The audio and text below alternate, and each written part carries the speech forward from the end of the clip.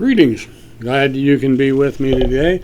I'm Steve Cole, the pastor of the First Methodist Church in Oswego, Kansas, as well as the West Mineral Methodist Church in West Mineral, Kansas. And today we're going to be looking at a passage from Genesis dealing with the life of Joseph.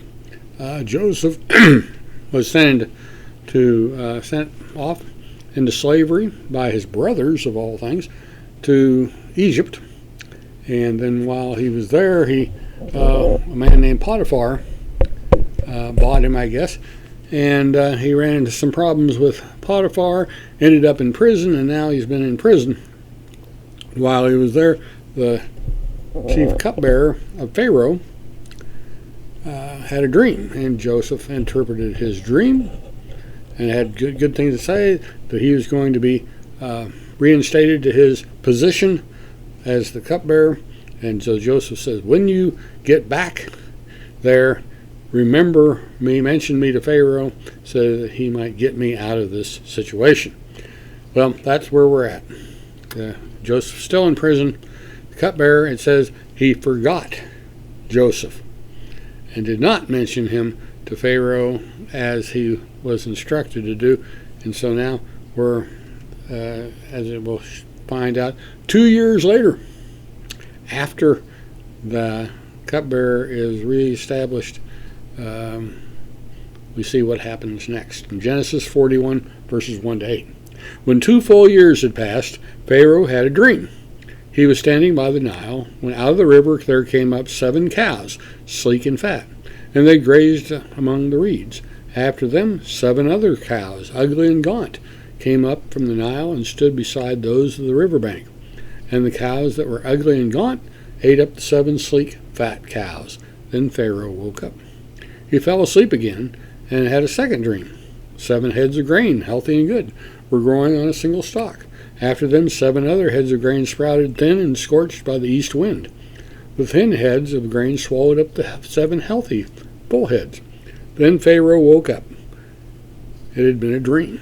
In the morning his mind was troubled. So he sent for all the magicians and the wise men of Egypt.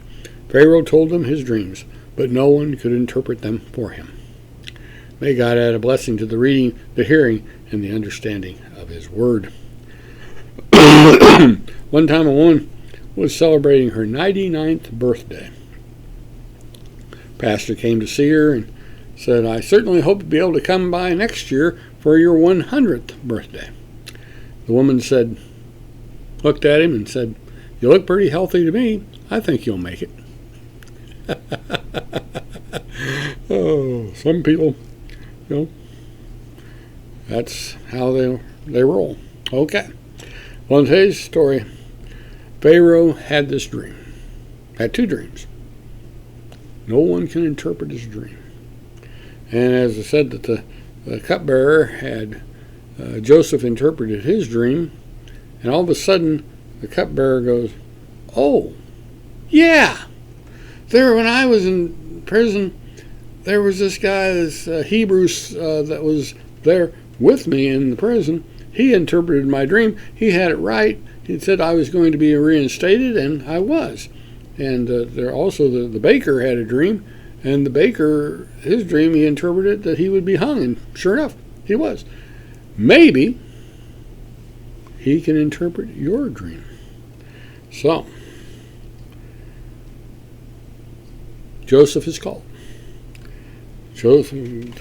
Pharaoh calls Joseph in, and Pharaoh said, can you interpret my dream? And Joseph says, no, I can't, but God can.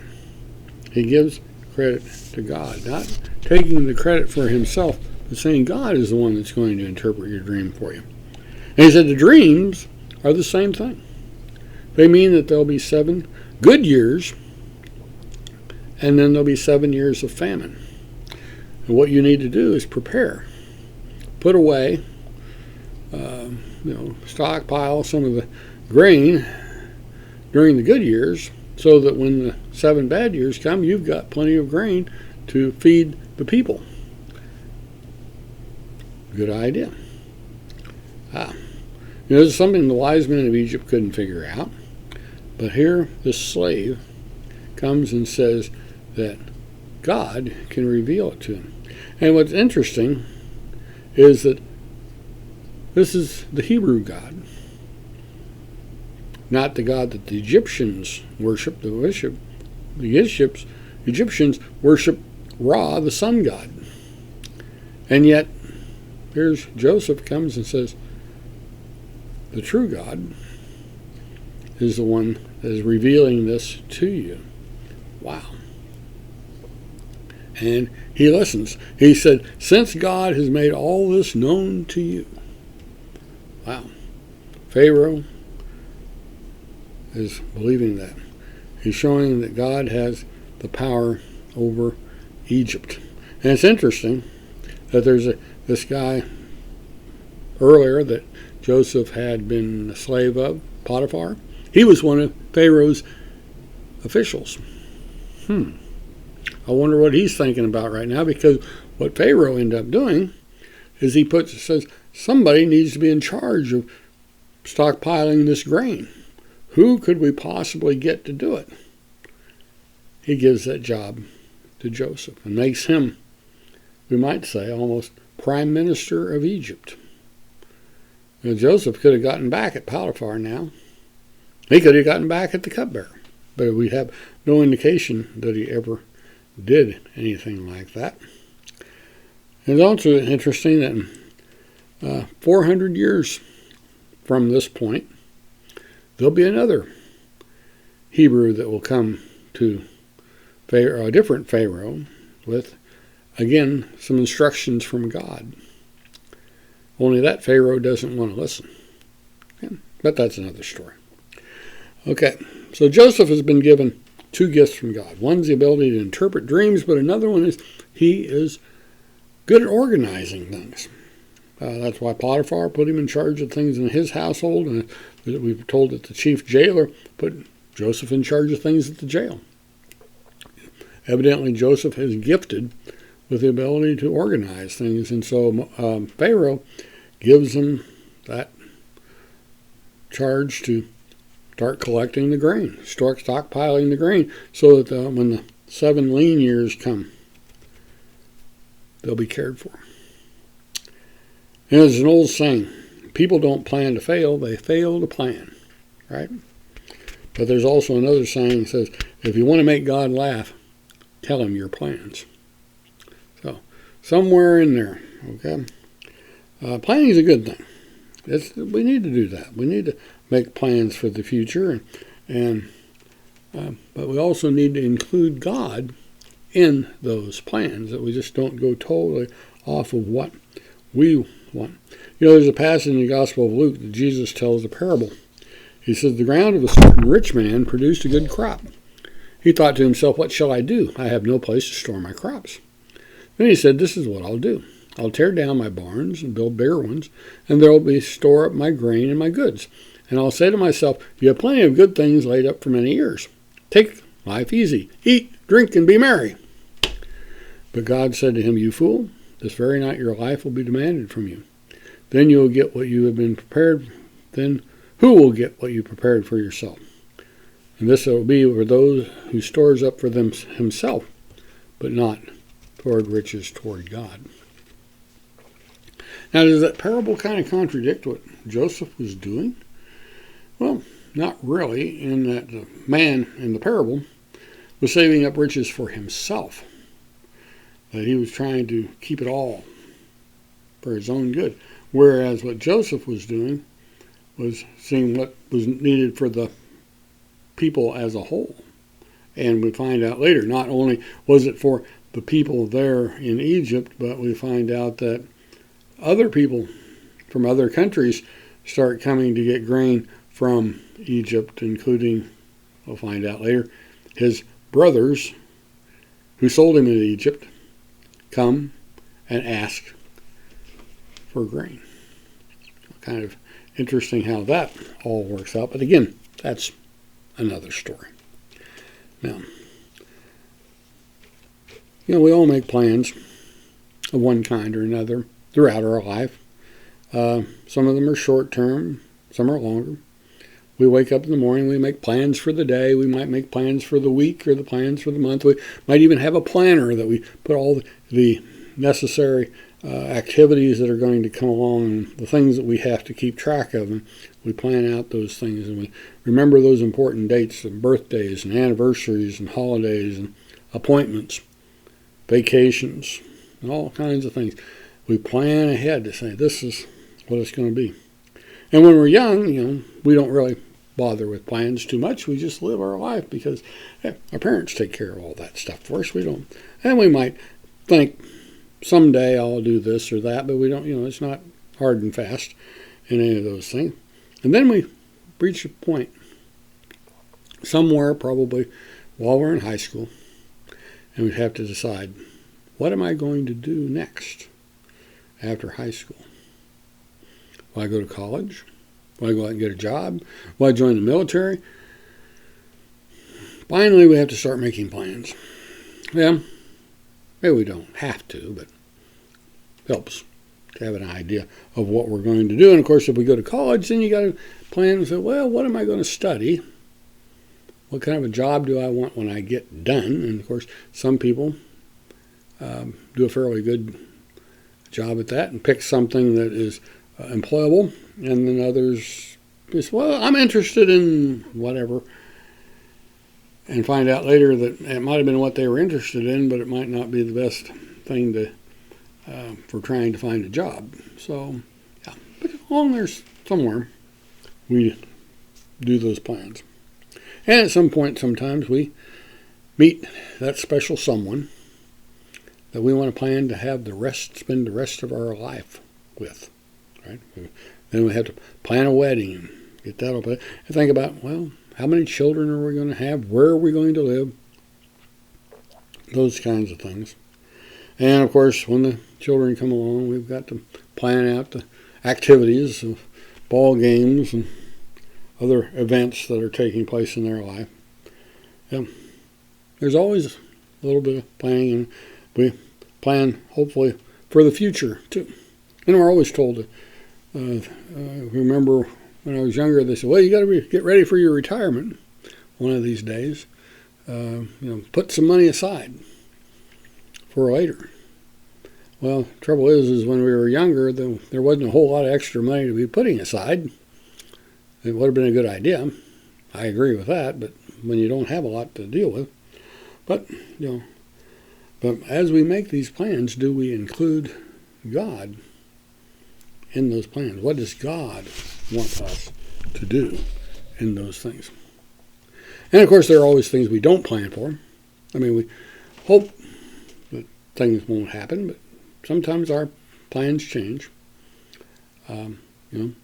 Storms come along, children come along, accidents happen, illnesses. We can't plan for everything. There are times when, I say the best laid plans of mice and men often go awry. I think somebody wrote a book about that sometime or another. But it's true.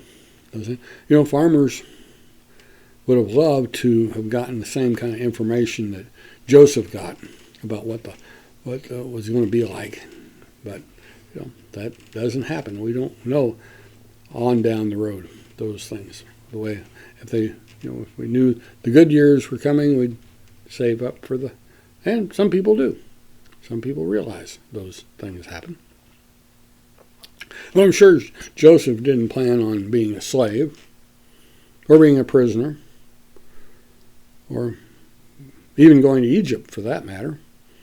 But he also didn't plan on one day he would be one of the head officials in Pharaoh's court. Wow. Lots of things plan to change sometimes in our life. We make plans as best we can, but sometimes they work and sometimes they don't. We just have to look to God to help us as we go. When I was in college, I didn't plan on becoming a pastor. That wasn't on my radar at all. But God had other plans. So, sometimes our ideas of what we think we're going to do aren't always what God has in store for us. And there's nothing wrong with planning. again, as long as we involve God, but we also know that when the plans don't work out, God is still there. God is still there to help us as we go through those things. We think of we go on in the story of the people of Israel. They were at this particular moment in time. They're off over there living in Israel, and along comes this drought, and the people have to come. They come to Egypt, and they live in Egypt for 400 years. They live in Egypt. Nobody planned on that. And then God comes along and has another plan for them. Well, it'll take place. And as we go through, they reestablish and they establish the kingdom of Israel, but one day will come when they are put into exile. Well, they really didn't plan on being in exile, but they did. But eventually God comes to them even while they're in exile. He tells these words in Jeremiah 29:11. For surely I know the plans I have for you, says the Lord. Plans for your welfare, not for harm, to give you a future with hope. At the time that was written to them, they were stuck as exiles outside the land. They no longer had a land of their own. And yet God says, I have plans for you for a future and a hope. And eventually they would make it back to reestablish the kingdom of Israel. Of course, we know that only lasted for so long. But again, there's some other stories. But God always has a plan for his people. And give them a future and a hope. And we don't know what the future of our church will be, or the United Methodist Church for that matter. We just know that we are to be faithful, and we can continue to plan the best we can, but knowing that God's the one that's in control. Also, none of us knows how much time we have here on this earth. And that passage that he says there also speaks, I think, in a way to that. That I have a future and a hope. That at the end of this life, there is something for us. That we know that God's already put that there for us. And so that we have a place to be with the Lord. We as believers in Jesus Christ have a place in God's heavenly kingdom. And Jesus said he had gone to prepare a place for us. And so for that, we can know that there is a future and a hope for us, if not, in this world, in the life to come. That there is a future and a hope. The other day I was talking to a friend that has cancer, that found out he has cancer. Didn't know how bad it was yet. They just know that they had found something. And he was going to go the next day to meet with them and do some tests to see how far it was advanced and what the prognosis might be and what next steps they were going to have to take. But he said, I'm not worried. He said, I'm not worried. He's in his 80s. Says he's lived his life. He's done good. He doesn't want to die. But, it's all in God's hands, what's going to take place. And it's kind of like where all we are, that we look to God. We make plans. We look forward to different things, and we organize things, but we know that God is the one that's ultimately going to take care of it. And the good thing is that we know that he does have a future and a hope for us when it's all said and done. Well, thank you for coming. Glad that you could be with me today. Hope that this may have been a blessing to you, and we know that God goes with us to guide us, lead us, and help us today and every day. Amen.